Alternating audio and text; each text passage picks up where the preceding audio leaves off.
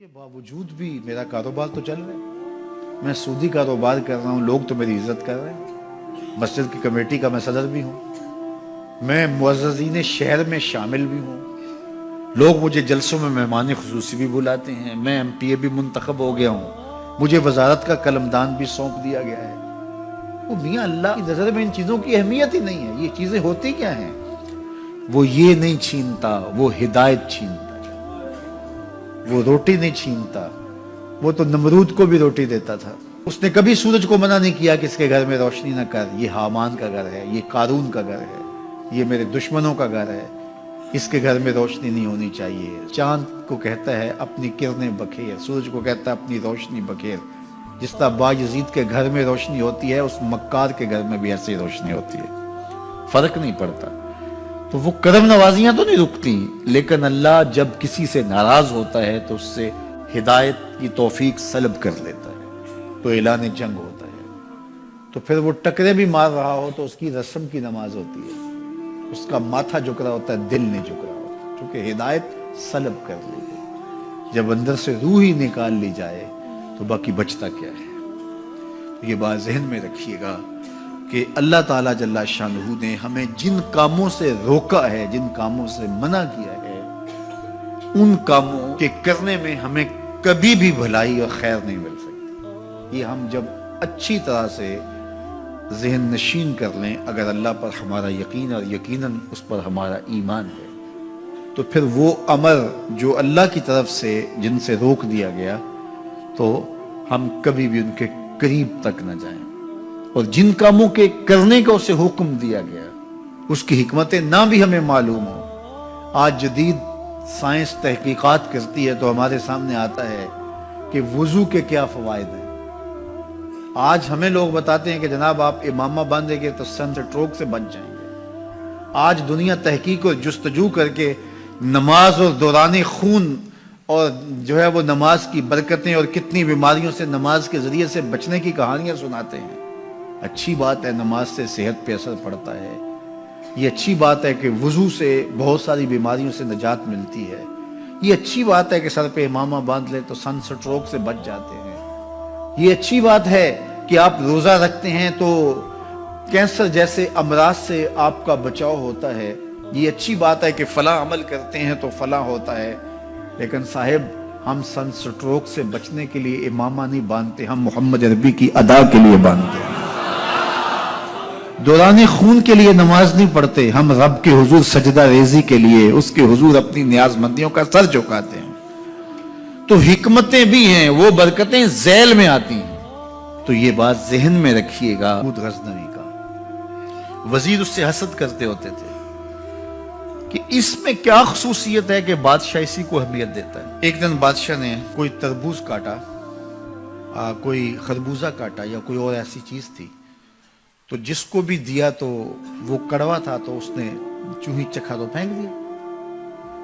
اور پھر بلایا یاس کو اور اس کو کاٹ کے اس کی پھانک دی, تو ایسے لطف سے کھانے لگا کہ جیسے اس سے لذیذ کبھی پھل زندگی میں دیکھا نہ ہو. تو سارے اندر ہنس رہے تھے, ایک دوسرے کو آنکھوں سے اشارہ کر رہے تھے, یہ دیکھو بے وقوف.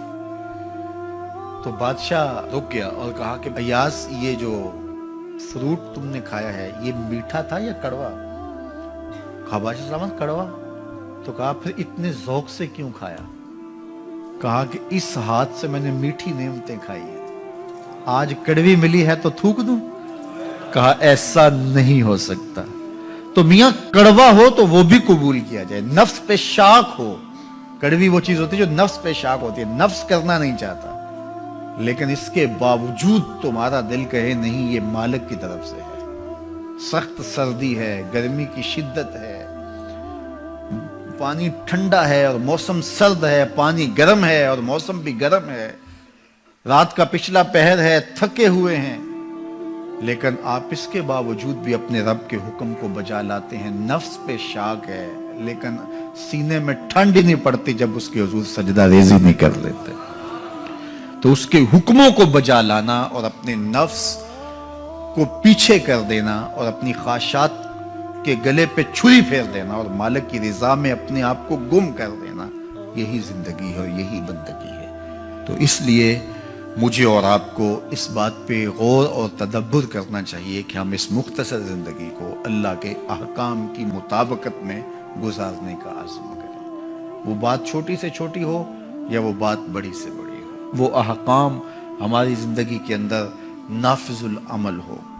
میں پھر وہ بات کہوں گا جو بار بار کہتا ہوں کہ میرے بزرگ ہم سے کہا کرتے تھے، یہ نہ ہو کہ لوگ تمہیں پوچھیں تم کون ہوتے ہو اور تمہیں بتانا پڑے کہ ہم مسلمان ہوتے ہیں۔ فرمایا کرتے تھے صاحب نہ کسی کو پوچھنا پڑے نہ تمہیں بتانا پڑے، تمہاری وضاحت، تمہارا طرز زندگی، تمہارا انداز معاشرت ایسا خوبصورت ہو، تم دور سے آ رہے ہو لوگ پہچان کے کہیں وہ دیکھو محمد عربی کا غلام آ رہا، تم شکل سے پہچانے جاؤ، تم کردار سے پہچانے جاؤ، تم وعدے سے پہچانے جاؤ۔ کتاب کا نام ہے بشر القیب فی لقاء الحبیب۔ حضور علیہ السلام کی ملاقات کے حوالے سے یہ کتاب امام سیوطی علیہ رحمہ کی مصنفہ ہے۔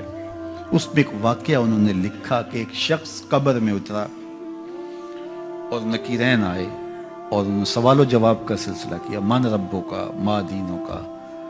اچھا، اس کی داڑھی میں چند بال سفید تھے جن کو وہ مہندی لگایا کرتا تھا۔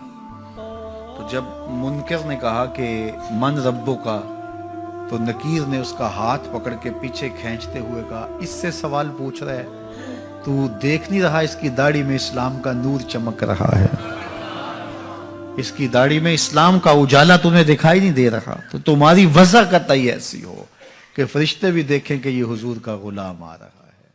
اللہ کے ذکر سے رخ پھیر لے، اللہ کی یاد سے رخ پھیر لے، اللہ کے دین سے اعراض کرے، تو پھر خدا شناسی، قناعت، توکل اور اعمال خیر تو اس سے چھن ہی جائیں گے، اس کو خود فراموشی کے عذاب میں مبتلا کیا جاتا ہے۔ اور قرآن مجید نے ایک دوسرے مقام پہ ارشاد فرمایا، وَلَا تَكُونُوا كَالَّذِينَ نَسُوا اللَّهَ فَأَنسَاهُمْ أَنفُسَهُمْ۔ ان لوگوں کی طرح نہ ہو جانا جنہوں نے رب کو بھلا دیا، وہ بھول گئے، اپنے رب کو بھول گئے۔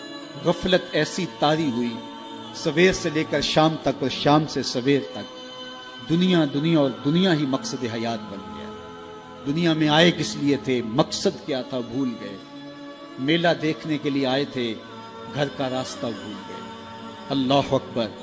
تو فرمایا تم ان لوگوں کی طرح نہ ہو جانا۔ پھر اللہ نے انہیں سزا کیا دی، رزق کے دروازے بند کر دیے؟ نہیں۔ ان کی سانسیں چھین لی؟ نہیں۔ سورج کو حکم دے دیا اس کے آنگن میں روشنی نہ بھیجنا؟ نہیں۔ چاند کو چاندنی بکھیرنے سے روک دیا؟ نہیں۔ آب و ہوا روک دی گئی؟ نہیں۔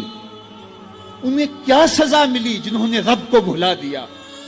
فرمایا فَأَنسَاهُمْ أَنفُسَهُمْ۔ اللہ نے انہیں ان کی ذاتوں سے انہیں بے خبر کر دیا۔ جو خدا فراموش ہوئے وہ خود فراموش ہو گئے، انہیں اپنے آپ سے ہی آگاہی نہ رہی۔ اور مجھے بتاؤ، جسے یہ بھی نہ پتا ہو کہ میں کون ہوں، اپنی شناخت جو بھول جائے، اس کے پلے ہوتا کیا ہے؟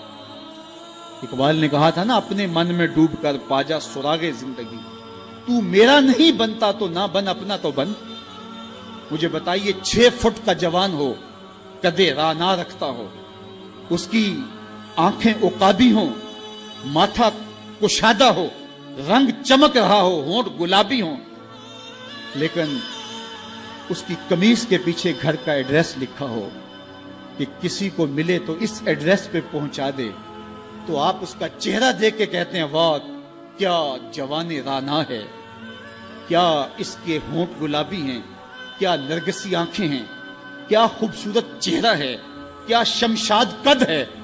لیکن اچانک نظر پڑی تو اس کے گھر کا ایڈریس اس کی قمیص کے پیچھے لکھا تھا۔